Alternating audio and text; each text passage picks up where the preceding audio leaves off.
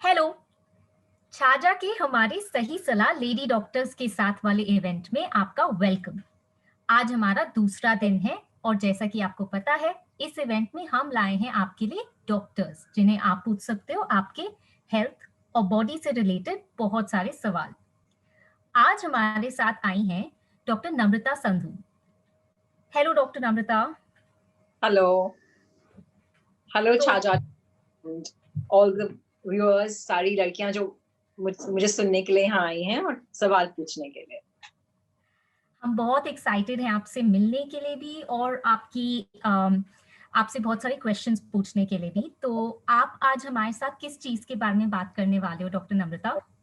तो आज हम लोग कॉन्ट्रासेप्शन के बारे में, कि कैसे हम अनवांटेड प्रेगनेंसी को अवॉइड कर सकते हैं, और थोड़ा बहुत अबॉर्शन के बारे में बात करने आए हैं। ये तो हमारे सभी दर्शकों का बहुत ही फेवरेट टॉपिक है क्योंकि ये बहुत जरूरी भी है। तो शुरू करते हैं कि कॉन्ट्रासेप्शंस होते क्या हैं, इसी बात से। तो कॉन्ट्रासेप्शन एक तरीका है जिसके थ्रू हम अनवांटेड प्रेगनेंसी अवॉइड कर सकते हैं, जो कि बहुत जरूरी है। क्योंकि अनवांटेड प्रेगनेंसी जब होती है तो उसके साथ अबॉर्शन तो ऑब्वियसली हमें कराना ही पड़ता है, पहली बात। दूसरी चीज, जो गोलियां लेने से कई बार एक्सेसिव ब्लीडिंग हो जाती है, कई बार कॉम्प्लिकेशंस भी हो सकती हैं। वो सब तो लेडी को डील करना ही पड़ता है, बट उसके साथ आई ऑल्सो फील एक मेंटल एक मेंटल उनको स्ट्रेस भी बहुत ज्यादा, एक स्ट्रेसफुल सिचुएशन भी घर के लिए बन जाती है कि अबॉर्शन होने वाला है, कैसे होगा। और वो लेडी को कई बार अगर एडमिट करके सर्जिकल अबॉर्शन करना पड़ता है तो वो एक थोड़ा स्ट्रेसफुल सिचुएशन घर में बन जाता है। तो क्योंकि हमारे पास ये कॉन्ट्रासेप्टिव मेथड्स अवेलेबल हैं, तो that is a very good way that I think everyone should use contraception. और वो सिर्फ तभी लोग यूज कर पाएंगे जब उसके लिए राइट अवेयरनेस स्प्रेड की जाए। तो बड़ा जरूरी है कि हम लोग जानें कि हमारे पास कौन से ऑप्शंस अवेलेबल हैं। और कॉन्ट्रासेप्शन ना केवल प्रेगनेंसी को प्रिवेंट करता है, हमारे पास कई कॉन्ट्रासेप्शंस जैसे कॉन्डम हो गया, फेमिडॉन है, फीमेल कॉन्डम जिसे हम भी कहते हैं, उससे हम सेक्सुअली ट्रांसमिटेड इन्फेक्शंस भी प्रिवेंट कर सकते हैं। तो जो सेक्सुअली ट्रांसमिटेड इन्फेक्शंस, जो कई बड़ी खतरनाक बीमारियां भी होती हैं, वो सब भी हम प्रिवेंट कर सकते हैं अगर हम बैरियर मेथड, जो हम कहते हैं इन टाइप के कॉन्ट्रासेप्शन को हम बैरियर मेथड्स कहते हैं। तो यदि हम इसका इस्तेमाल करें तो इससे हम कई बीमारियों को भी कई बीमारियों से भी अपने आप को बचा सकते हैं। ना केवल प्रेगनेंसी प्रिवेंट कर सकते हैं, बीमारियों से भी बच सकते हैं। जी बिल्कुल। तो जैसा कि आप कह रही हैं कॉन्ट्रासेप्शंस यानी कि गर्भ निरोधक, इसके लिए हमारे पास क्या-क्या ऑप्शंस हो सकते हैं? अब गर्भ निरोधक ऑप्शंस हम अगर हमें देखते हैं तो हमारे पास बहुत सारे ऑप्शंस अवेलेबल। देखिए, पहले तो जो दो मैं ऑप्शंस के बारे में बात करना चाहूंगी, एक तो है रिदम मेथड, जिसमें लोग क्या करते हैं, जिसमें एक तो नेचुरल फैमिली प्लानिंग वाला मैं पहले बताती हूँ। नेचुरल फैमिली प्लानिंग मेथड जिसमें लोग अपना डिसाइड कर लेते हैं कि ये मेरा सेफ पीरियड है। ये बहुत ही अनरिलायबल मेथड है, क्योंकि ये रिलायबल सिर्फ जनरली उन्हीं लोगों में होता है जिनका साइकिल बिल्कुल रेगुलर हो, जैसे 28 या 30 डेज में। तब हम फिर भी थोड़ा बहुत अंदाजा लगा सकते हैं कि हमारा ओव्यूलेशन, जो कि वो समय है जिस टाइम पे ओवरी में से अंडा रिलीज होता है, और वही जब स्पर्म से मिलता है तो बच्चा पैदा होता है। तो ये वाला अंदाजा लगाना थोड़ा मुश्किल होता है उन लोगों में जिनका साइकिल इरेगुलर होता है। एंड जनरली मोस्ट लोगों का कभी 35 डे साइकिल होता है, कभी 40 होता है, किसी का 26 डे होता है। तो कई बार इस मेथड में गड़बड़ हो सकती है कि हमारा सेफ पीरियड कौन सा है। तो इसीलिए जो लोग इस तरीके का हमेशा इस्तेमाल करते हैं तो इसमें फेलियर रेट काफी हाई होता है, क्योंकि लोगों को पता नहीं चलता, स्पेशली लेडीज इरेगुलर साइकिल, कि हमारा वो सेफ पीरियड कौन सा है। दूसरा एक मेथड जो बड़ी कॉमनली यूज किया जाता है, which is the pull out method और कोइटस इंटररप्टस, जिसमें एक्ट के दौरान इजैक्यूलेशन से पहले लड़का पीनिस को बाहर विड्रॉ कर लेता है, जिसको हम विड्रॉल मेथड कहते हैं। तो वो भी बहुत ही अनरिलायबल है, बिकॉज उसमें कई बार लोग नहीं उसको ठीक तरीके से यूज कर पाते, तो उसमें भी प्रेगनेंसी होने का, अनवांटेड प्रेगनेंसी होने का बहुत ज्यादा खतरा रहता है। तो मैं बिल्कुल एडवाइस नहीं करूंगी कि लोग इन दोनों तरीकों पे ज्यादा जोर दें, क्योंकि हमारे पास बहुत अच्छे, safe, easy to use contraceptive methods available हैं जो कि हम यूज कर सकते हैं और बहुत रिलायबल हैं। जी। तो हम उनमें से जो बहुत इजीली अवेलेबल है, चीप है, वो है कॉन्डम्स। तो आई थिंक उसमें थोड़ा सा मेल पार्टनर की मोटिवेशन की जरूरत होती है, पर वो बहुत ही सेफ मेथड है और हम बहुत आराम से उसको यूज कर सकते हैं। इसमें एक और चीज है कि कॉन्डम यूज करने से आप सेक्सुअली ट्रांसमिटेड इन्फेक्शन से भी अपने आप को बचा लेते हैं। और कितने लोग जो अलग तरह की गर्भ निरोधक गोलियां भी इस्तेमाल करते हैं, वो डबल प्रोटेक्शन के लिए कॉन्डम भी यूज करते हैं, क्योंकि गर्भ निरोधक गोलियां आपको प्रेगनेंसी तो प्रिवेंट कर रही हैं, पर वो आपको सेक्सुअली ट्रांसमिटेड इन्फेक्शन से प्रिवेंशन नहीं दे रही। तो बड़ा जरूरी है, अगर हम हमारे मल्टीपल पार्टनर्स हैं या हमें किसी को ऐसा एनकाउंटर है, हमें पता नहीं है अपने पार्टनर के बारे में, even if you are on a contraceptive pill, आप कॉन्डम जरूर इस्तेमाल करिए, ताकि आप अपने आप को सेक्सुअली ट्रांसमिटेड इन्फेक्शन से बचा सकें। जैसे कि मेल्स के लिए कॉन्डम होता है, उसी तरीके से आजकल लेडीज के लिए भी डिवाइसेस हैं जो लेडीज यूज कर सकती हैं, which are very good because they give the power to women, क्योंकि कंट्रोल उनके हाथ में रहता है। तो एक फीमेल कॉन्डम नाम की भी एक चीज है जो लेडीज यूज कर सकती हैं। हाँ, इसमें शुरू में इसको यूज करने के लिए आपको एक डॉक्टर से थोड़ा पूछना पड़ेगा कि किस तरीके से इसको अप्लाई किया जाता है। तो ये जो मैं अपने साथ एक फीमेल एनाटॉमी का के लिए ये लाई हूँ। तो इसमें अगर आप देखें, ये आगे वाला पार्ट जो है, ये वाला, ये ब्लैडर है जहाँ पे हम यूरिन पास करते हैं। ये आपकी बच्चादानी है, ये वाली। ठीक है? तो जो फेमिडॉन है, जो फीमेल कॉन्डम है, उसका एक पार्ट बाहर ही रहता है और दूसरा पार्ट अंदर चला जाता है। तो इस तरीके से ये आपको प्रेगनेंसी भी नहीं होने देता, और क्योंकि एक पार्ट बाहर भी होता है, तो इससे आपका सेक्सुअली ट्रांसमिटेड इन्फेक्शंस भी बच जाते हैं। और एक और डिवाइस है डायफ्राम, जिसको हम कहते हैं। वो सिर्फ जो बच्चेदानी का माउथ होता है, मुंह कहते हैं सर्विक्स, उसके ऊपर ही, यहीं पे ही रहता है वो। तो वो आपको सिर्फ प्रेगनेंसी से प्रिवेंट करता है, पर सेक्सुअली ट्रांसमिटेड इन्फेक्शन से प्रिवेंट नहीं करता। तो अभी मैंने आपसे 3 टाइप के डिस्कस करे, कॉन्डोम, डायफ्राम और फीमेल कॉन्डोम, जिनको हम बैरियर कॉन्ट्रासेप्टिव मेथड्स भी बोलते हैं। जी। नेक्स्ट नेक्स्ट मैं आपको गर्भ निरोधक गोलियों के बारे में बताती हूँ। तो गर्भ निरोधक गोलियां भी अलग अलग प्रकार की मार्केट में मिलती हैं। माला डी, माला एन, और भी जायंट 35, अलग अलग नाम की बहुत सारी हमारे पास कॉन्ट्रासेप्टिव पिल्स मार्केट में अवेलेबल हैं, जो आप अपने डॉक्टर से बात करके, जो आपके लिए राइट है, वो आपको एडवाइस की जा सकती है। और अब इन गोलियों को लेने का क्या तरीका है, ये भी आपको डॉक्टर अच्छे से बताएंगे। ये बड़ा ही, और इन गोलियों के साथ एक ये भी हमारे पास एडवांटेज है कि इन गोलियों के साथ आपकी प्रेगनेंसी तो अवॉइड होती ही है, इसके साथ साथ एक आपकी ब्लीडिंग भी, पीरियड्स के टाइम जिन लोगों को हेवी ब्लीडिंग की शिकायत होती है, वो कई बार रिड्यूस हो जाती है। सेकंड, इसके और भी एडवांटेज हैं। अगर आप ओरल कॉन्ट्रासेप्टिव पिल यूज करती हैं, गर्भ निरोधक गोलियां, तो लगातार जब हम इनका 5 साल तक इस्तेमाल करते हैं, तो कई कैंसर्स, जो ओवरी का कैंसर होता है, बच्चेदानी का कैंसर होता है, उसमें भी पाया गया है कि हमारा थोड़ा रिडक्शन होता है। तो इनके और भी काफी सारे, और कई बार सिस्ट में भी इनका रोल होता है, तो हमें थोड़े और एडवांटेजेस भी इनसे मिलते हैं, प्रेगनेंसी को अवॉइड करने के अलावा भी। और आजकल तो गर्भ निरोधक इंजेक्शंस भी आ गए हैं, जो कि हम लगा सकते हैं, जिनको हमें महीने में, 3 महीने में एक बार लगा के, हमें जैसे गोलियां हैं वो तो हमें रोज लेनी पड़ती हैं। तो इसमें अक्सर क्या दिक्कत आती है कि लोग भूल जाते हैं गोली लेना। तो एक गोली आप भूल गए तो अगले दिन आपको, एक गोली आप भूल गए तो फिर भी इतनी दिक्कत नहीं आती, क्योंकि अगले दिन आप 2 गोली ले सकते हैं।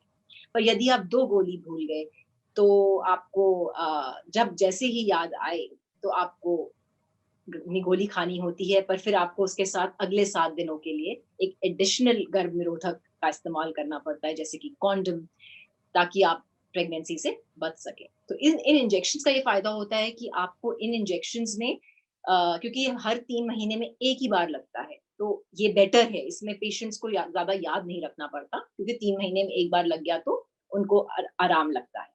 और आजकल नए टाइप के गर्भ निरोधक चीजें भी अवेलेबल हैं, जिन्हें हम इम्प्लांट्स कहते हैं, जो कि 3 साल तक काम करता है। वो हमारे एल्बो के ऊपर यहाँ पे हम डाल देते हैं, बहुत ही सेफ प्रोसीजर है, 2 मिनट का प्रोसीजर है, और ये जो इम्प्लांट होता है, ये आप 3 साल तक भी लगा के रख सकते हैं। और आई थिंक हमारे सारे दर्शकों को, लड़कियों को कॉपर टी और मतलब आईयूसीडी जो डिवाइसेस होते हैं उनके बारे में पता ही होगा, जो अगेन बड़ा ही अच्छा कॉन्ट्रासेप्टिव डिवाइस है। मैं अपने साथ लाई भी हूँ दिखाने के लिए, जो कुछ ऐसा दिखता है। कॉपर टी भी बच्चादानी के अंदर ही डलती है और प्रेगनेंसी को प्रिवेंट करती है। ये भी बड़ा ही अच्छा डिवाइस है और बहुत ही लोगों को फायदेमंद रहता है, पर जनरली ये हम लोग अनमैरिड गर्ल्स में प्रेफर नहीं करते डालना। तो अगर आपका एक बच्चा हो गया है, तो उसके बाद ये एक बहुत अच्छा ऑप्शन है। अगर आप दूसरा बच्चा प्लान करने के लिए 2-3 महीने का गैप देना चाहते हैं, तो एक बहुत ही अच्छा ऑप्शन है आपके लिए, ये इसको इस्तेमाल करना। Wow! Thank you so much doctor Namrata. आपने इतने सारे ऑप्शंस के बारे में हमें बताया, जिसके बारे में हमें आज तक पता भी नहीं था। थैंक और यू। अब हमारे फैक्ट दर्शकों एक से ऑप्शन मैंने थोड़े छोड़ भी दिए जो इंडिया में बहुत ज़्यादा अच्छे से अवेलेबल नहीं है, बहुत पॉपुलर नहीं है। इसके अलावा भी रिंग्स आती हैं और पैचेस भी आते हैं। ट्रांसडर्मल पैचेस और रिंग्स भी हैं जो हम डालते हैं, पर वो बहुत कॉमनली हम नहीं यूज़ करते। तो मुझे लगा कि मैं बहुत ज़्यादा सबको कन्फ्यूज़ नहीं करना चाहती। तो क्योंकि मेरे को लगता है सबसे ज़रूरी चीज़ है अपना डिसीज़न बनाना कि हाँ, हमें रेगुलर बेसिस पे गर्भ निरोधक गोली या कोई भी जो हमें गर्भ निरोधक तरीका पसंद है वो अपनाना चाहिए। और उसके बाद आप ज़रूर डॉक्टर के पास जाएँ और अपनी गायनेकोलॉजिस्ट से डिस्कस करें कि आपके लिए बेस्ट मेथड क्या होगा। तो क्या आप कहेंगी कि ये डॉक्टर से बात करने के बाद ही डिसाइड करना बेस्ट रहेगा कि हम खुद भी चूज़ कर सकते हैं? नहीं, ये बहुत ज़रूर नहीं, मुझे लगता है सबसे बेस्ट ऑप्शन, क्योंकि कितने ऑप्शंस हमें पता ही नहीं होते। कई लोगों को पता ही नहीं है कि हमारे पास पैक रिंग्स हैं, हमारे पास मतलब कॉपर टी का उनको ऑप्शन सूट कर सकता है, और कई लोगों को ये नहीं पता होता कि उनके लिए राइट क्या रहेगा। वो कन्फ्यूज़्ड रहते हैं कि ये ऑप्शंस हैं। तो जब आप डॉक्टर से जाके बात करते हैं, तो वो आपकी नीड्स पूछेंगे कि आपको किस चीज़ के लिए कॉन्ट्रासेप्शन चाहिए, क्या एज है आपकी और आपके लिए क्या बेस्ट सूटेड रहेगा। ये तो सिर्फ़ एक डॉक्टर ही आपको बता पाएगा कि आपके लिए सबसे राइट चीज़ क्या है और आपको सबसे ज़्यादा क्या सूट करेगी। बिल्कुल, थैंक यू सो मच। तो ये और शायद यहाँ हमें याद चीज़ रखना है। और भी बताना कि जो मेरे को मैं हर अपने मरीज़ को बताती हूँ, और आई डोंट नो आप सबको ये पता है कि नहीं, पर कि जब भी आपकी प्रेगनेंसी होती है, मोस्ट लेडीज़ जिनको प्रेगनेंसी चाहिए होती है, वो ये देख के बहुत खुश हो जाती हैं कि 2 लाइनें आ गई, हमारी यूपीटी किट में। और जिन लोगों को नहीं चाहिए होती, स्पेशली यंग अनमैरिड गर्ल्स डर जाती हैं कि ओहो 2 लाइन आ गई। दोनों अपनी जगह ठीक हैं, पर सबसे ज़रूरी चीज़ ये है कि आप वो 2 लाइनें देख के मम्मा के डर से, या कई बार कहीं आप गलत लोगों के पास चले जाते हैं और लोग आपको सीधा लिख देते हैं अबॉर्शन पिल, और आप सीधा अबॉर्शन पिल लेके सोचते हैं कि मेरा अबॉर्शन हो जाएगा, किसी को पता भी नहीं चलेगा। मैं सिर्फ आज ये एक मैसेज इम्पोर्टेंट देना चाहती हूँ कि जो प्रेगनेंसी होती है, वो ज़रूरी नहीं है कि वो बच्चादानी के अंदर ही हो। जो अबॉर्शन पिल हम देते हैं, ये हमारी बच्चादानी है, और वो प्रेगनेंसी ज़रूरी नहीं है कि बच्चादानी के अंदर ही हो। वो प्रेगनेंसी कई बार बच्चादानी से बाहर भी हो जाती है। वो ट्यूब में हो सकती है, जो ये ट्यूब है, इसको हम ट्यूब कहते हैं, फ़ैलोपियन ट्यूब। वो बाहर भी हो सकती है, जिसको हम एक्टोपिक प्रेगनेंसी के नाम से भी जाना जाते हैं कि प्रेगनेंसी बच्चादानी के, ये बच्चादानी है आपकी, इसके बाहर मतलब ट्यूब में हो गई, या हो सकता है अंडादानी में हो जाए। और भी जगहें हैं जहाँ प्रेगनेंसी हो सकती है। तो बिना अल्ट्रासाउंड कराए कभी भी, बिना अल्ट्रासाउंड कराए कभी भी आप अबॉर्शन पिल कभी ना खाएं। मेरे को सबसे इम्पोर्टेंट ये मैसेज आज देना था कि अब बिना अल्ट्रासाउंड करवाए आप कभी भी अबॉर्शन पिल मत लें। अपना अल्ट्रासाउंड कराइए, देखिए, जानिए प्रेगनेंसी है किधर, और फिर डिसाइड करें और कितनी वीक की प्रेगनेंसी है। उससे हम डिसाइड करेंगे कि हम अबॉर्शन पिल ले सकते हैं, नहीं ले सकते, और क्या तरीका हमें अपनाना चाहिए। वाह! आपने तो हमारे इतने सारे डाउट्स आंसर किए हैं आज डॉक्टर नम्रता। हम बहुत एक्साइटेड हैं एंड इन फैक्ट लड़कियों से आपके लिए और भी क्वेश्चंस आ रहे हैं जो हमारी ये सेशन देख रहे हैं और आज सुबह जिनसे हमने सारे क्वेश्चंस पूछे थे एएमएस पे। तो मैं आपसे थोड़े से क्वेश्चंस पूछना चाहूँगी जो हमें उनसे आ रहे हैं। ज़रूर। हाइमन को नेचुरली रिस्टोर कर सकते हैं क्या? ठीक है, सो आपको पहले मैं एक और भी मिथ बस्ट करना चाहती हूँ, मैं बताना चाहती हूँ सबको कि लोग सोचते हैं कि हाइमन, देखो, हाइमन कोई एक वो नहीं है कि हाइमन एक एक एक मतलब एक बिल्कुल वो नहीं है, बैरियर नहीं है हमारे वजाइना पे। हाइमन में नेचुरली हर गर्ल का जब लड़की पैदा होती है छोटे-छोटे होल होता है उसके अंदर, ठीक है? तो आप ये मत सोचिए कि हाइमन से बहुत ज़्यादा इम्पोर्टेंस उसको मत करिए, क्योंकि हाइमन ये नहीं है कि सिर्फ़ सेक्स के बाद ही वो फर्स्ट इंटरकोर्स के बाद ही वो फटता है। कई बार वो एरोबिक एक्सरसाइज़ेज़ से, योगा करने से, साइक्लिंग से कभी चोट लग जाती है, आप गिर गए तब भी वो फट सकता है। तो आप हाइमेन को वर्जिनिटी से ज़्यादा एसोसिएट मत करिए और इसको बहुत इम्पोर्टेंस मत दीजिए। और येस, हाइमेन को आप नेचुरली रिस्टोर करना मुश्किल है, वो आप नहीं कर पाएँगे, बट सर्जरी से हाइमेनोप्लास्टी से आप उसको दोबारा रिस्टोर कर सकते हैं। हमारा दूसरा सवाल है कि पीरियड्स के टाइम सेक्स करने से प्रेग्नेंट हो सकते हैं क्या? पीरियड्स के टाइम सेक्स करने से जनरली पीरियड वाला जो टाइम होता है वो हम सेफ मानते हैं, क्योंकि उस टाइम पे अभी आपका विड्रॉल ब्लीडिंग हुआ है, हार्मोन सबसे लो लेवल पे होते हैं, तो ओव्यूलेशन का रिस्क नहीं रहता। पर ये भी कभी भी मतलब किसी का स्ट्रे ओव्यूलेशन हो जाए, कुछ डिलेड साइकिल है, या कई बार क्या होता है लोग पीरियड मतलब कहीं बहुत ही रेयर केसेस में, बहुत ही रेयरेस्ट ऑफ रेयर केसेस में कई बार आपको पता नहीं चलता और स्ट्रे ओव्यूलेशन हो जाता है। पर वैसे और रूटीन लेवल पे बहुत मुश्किल है कि आप उस टाइम पे प्रेग्नेंट हुए। रूटीन थैंक लेवल यू पे हमने अगेन। इतना मुश्किल होगा कि पीरियड के दौरान इंटरकोर्स सेक्स करने से प्रेग्नेंट हो गया। बट कई केसेस ऐसे देखे गए हैं जिसमें कभी स्ट्रे ओव्यूलेशन हो गया और वो प्रेग्नेंट हो गए। तो बहुत ही रेयर हैं पर वो केसेस, बहुत ज़्यादा रेयर। पर क्या आप कहेंगे कि फिर भी एडवाइजेबल है कि पीरियड्स के टाइम पे भी हम कॉन्ट्रासेप्शन जैसे कि कॉन्डम्स का इस्तेमाल करें? हाँ, मैं ज़रूर एडवाइस करूँगी पीरियड्स के टाइम पे कि आप कॉन्डम का इस्तेमाल करें, क्योंकि स्पेशली अगर आपके मल्टीपल पार्टनर्स हैं, तो condom I think because condom prevents a lot of sexually transmitted infections also.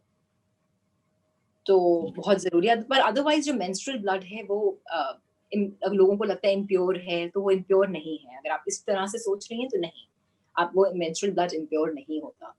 Menstrual blood हमारी बॉडी का ही ब्लड है, तो वो इम्प्योर नहीं है। अगर आप इम्प्योर तरीके से सोच रही हैं तो नहीं, उसमें ऐसी कोई दिक्कत नहीं है। पर अगर आपके मल्टीपल पार्टनर्स हैं और आप या अनश्योर हैं, आपका बॉयफ्रेंड है, तो आप ज़रूर आपको मैं स्ट्रेस करूँगी कॉन्डम का इस्तेमाल ज़रूर करना चाहिए, अपने आप को सेक्सुअली ट्रांसमिटेड इन्फेक्शन से बचाने के लिए। अगला सवाल हमारे पास आया है कि पीरियड्स को बढ़ाने वाली गोली खाना सही होगा क्या? पीरियड का डेट बढ़ाने के लिए कि अगर 20th को आ रहा था और हम चाहते हैं 2 हफ्ते बाद आए या हफ्ते बाद आए? हाँ यही जी। यही आई पूछना चाहते हैं। अक्सर अम, लोग आई पीरियड अपना वो एक्सटेंड ही करना चाहते हैं, क्योंकि उनको कहीं जाना होता है, कभी टेम्पल जाना होता है या हॉलिडे पे जाना होता है, तो वो चाहते हैं कि पीरियड अभी आने वाला है तो कोई गोली दे दीजिए कि पीरियड डिले जी, हो जाए। जी। हाँ, तो वो चीज़ रूटीन लेवल पे करना ठीक नहीं है।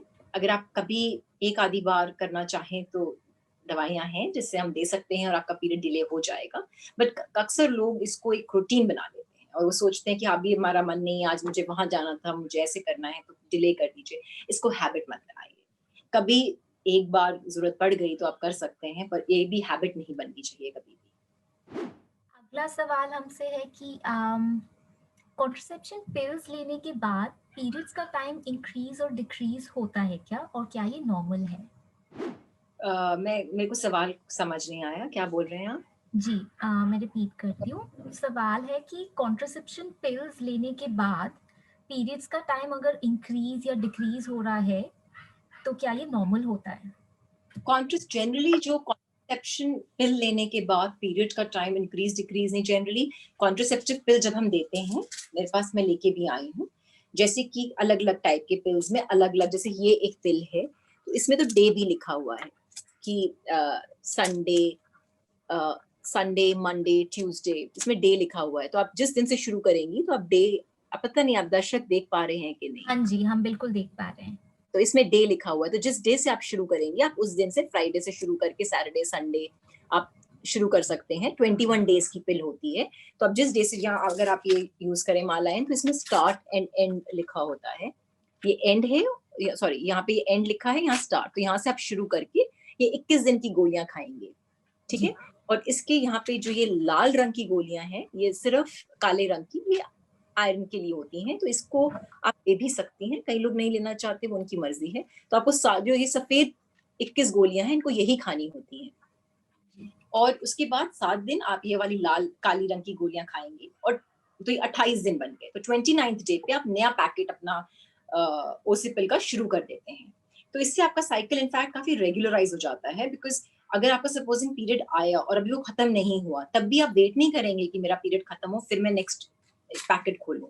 आप 28th डे पे शुरू कर देंगे अपना गोली खाना। तो इससे आपका साइकिल रेगुलराइज़ होके 28 डे साइकिल बन जाता है।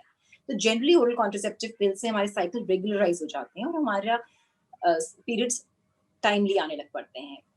जनरली ये जो प्रॉब्लम आती है उन लोगों में आती है जो इमरजेंसी कॉन्ट्रासेप्शन यूज़ करते हैं, क्योंकि उसमें बहुत हाई डोज़ ऑफ हार्मोन होता है। जो हमारी नॉर्मल पिल है उससे बहुत हाई डोज़ में हार्मोन होता है। और उसके बाद अक्सर लोगों को ये प्रॉब्लम आती है कि उनका साइकिल थोड़ा इर्रेगुलर हो जाता है और अगले 1-2 साइकिल के लिए कई बार उनको ठीक से पता नहीं चलता कि पीरियड कब आ रहा है, कब नहीं आ रहा। साइकिल क्योंकि हार्मोन का जो अमाउंट है उसमें काफ़ी ज़्यादा होता है। तो इसीलिए साइकिल आपका थोड़ा वो आपके नेचुरल साइकिल से इंटरफियर करता है। हाँ, हमारा अगला सवाल ये है डॉक्टर नम्रता कि फर्स्ट टाइम पे सेक्स किया है और थोड़ा ब्लड आया है, तो इसमें कोई प्रॉब्लम तो नहीं होगी ना? नहीं, इसका मोस्ट कॉमन कारण आपका वो हाइमेन ब्रेक होने की वजह से ही हल्का ब्लड आया होगा। हल्का ही आया है तो कोई दिक्कत नहीं होनी चाहिए। पर फिर भी कुछ भी ऐसा कंसर्न हो बिना पहले कुछ कहने से पहले आप एक डॉक्टर को जाके दिखा सकती हैं, क्योंकि बिना एग्जामिनेशन करने के पहले तो कोई भी आपको 100% नहीं बता पाएगा कि कोई प्रॉब्लम है कि नहीं है। तो हमें कैसे पता चलेगा कि हमें ये दिखाना चाहिए अगर अगर बहुत ज़्यादा? अगर बहुत ज़्यादा ब्लीडिंग हो रही है, यदि थोड़ी ब्लीडिंग हो रही है तो वो तो फर्स्ट टाइम एक्सपेक्टेड है। और यदि बहुत ज़्यादा हो रही है या आपको बहुत ज़्यादा ही दर्द हो रहा है, तो एक डॉक्टर को दिखाने में बहुत अच्छी बात है ये, क्योंकि किसी भी एक्सपर्ट को आप दिखाएँगे तो वो अपने एक्सपीरियंस से आपको बेटर बता पाएँगे कि क्या है। बिना देखे तो किसी भी चीज़ पे कमेंट करना हमेशा बहुत मुश्किल होता है। जी। इसी सवाल का एक्चुअली दूसरी तरफ से भी क्वेश्चन है कि अगर फर्स्ट टाइम सेक्स करने पे ब्लड नहीं आया, तो क्या वो भी नॉर्मल होता है? हाँ, वो बिल्कुल नॉर्मल होता है, क्योंकि हमारा हाइमेन जैसे मैंने पहले भी बताया ज़रूरी नहीं है कि वो हाइमेन एक एक वो मैं कहना चाहती थी एक परत नहीं है, एक ऐसी शील्ड नहीं है। वो एक स्ट्रेचेबल मेम्ब्रेन है, वो एक मेम्ब्रेन ही होती है। और उसमें थोड़ा-सा होल होता है, ऐसा नहीं होता, क्योंकि हाइमेन के थ्रू ही तो पीरियड का ब्लड बाहर आता है। पर्दे जैसे? हाँ, पर्दे जैसा, हाँ जी। और जैसे आपका हाइमेन अगर आपका रप्चर अगर सपोज़िंग वो ब्लाइंड है और उसमें कोई होल नहीं है, उसको हम इम्परफोरेट हाइमेन कहते हैं। वो एक कंडीशन होती है जिसके लिए आपको ट्रीटमेंट की ज़रूरत पड़ती है। तो हमारे हाइमेन में नेचुरली भी होल होता है। पर आपका जी। सवाल और था, क्या था? कि जी। अगर ब्लड ना आए तो उसका मतलब ये है कि हो सकता है आपका हाइमेन पहले ही रप्चर हो गया हो। मेबी आप बहुत एक्सरसाइज़ करते हो, योगा करते हो या आपने कभी गिर के आपका हाइमेन रप्चर हो गया हो, तो उसमें कोई दिक्कत की बात नहीं है और बिल्कुल भी डरने की बात नहीं जी। अगला सवाल जो है ये भी वैसे आप आंसर तो कर ही चुकी हैं, बट दोबारा सुनने में सिर्फ रीइंफोर्स होता है। तो अ, ये सवाल है कि इंटरकोर्स के टाइम पुल आउट मेथड क्या होता है और ये करना सेफ है कि नहीं? है। इंटरकोर्स के टाइम पुल आउट मेथड ये होता है कि जिस टाइम पे लड़का इजैक्युलेट अंदर ना करके बाहर इजैक्युलेट करे। तो जब वो उनका पॉइंट आ जाता है, जब इजैक्युलेशन होने वाला होता है, तो वो पुल आउट कर लें और वो बाहर इजैक्युलेट करें। तो इसको हम कॉइटस कॉइटस इंटररप्टस या पुल आउट मेथड भी कहते हैं। बट ये बहुत ही अनरिलायबल होता है और मैं एडवाइस नहीं करूँगी लड़कियों को कि वो इस मेथड पे के साथ जाएँ। वो ज़रूर इंसिस्ट करें कि कॉन्डोम यूज़ किया जाए या गर्भनिरोधक गोलियाँ यूज़ करी जाएँ, ताकि कोई भी रिस्क ना रहे अनवांटेड प्रेगनेंसी का, क्योंकि ये मेथड बहुत ही अनरिलायबल है। जी, थैंक यू। तो आई थिंक आज के लिए मैं अभी आज एक लास्ट क्वेश्चन पूछती हूँ डॉक्टर नम्रता। लगता है कि हमने आज आपका बहुत सारा टाइम लिया है, पर हमें इतनी सारी इन्फॉर्मेशन मिली है इस बात पे कि हम बहुत एक्साइटेड हैं।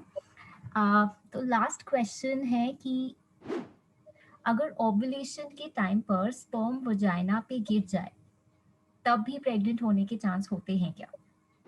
ओव्यूलेशन के टाइम पे स्पर्म वेजाइना पे गिर जाए, नहीं, अगर वो उसको अंदर आना पड़ेगा।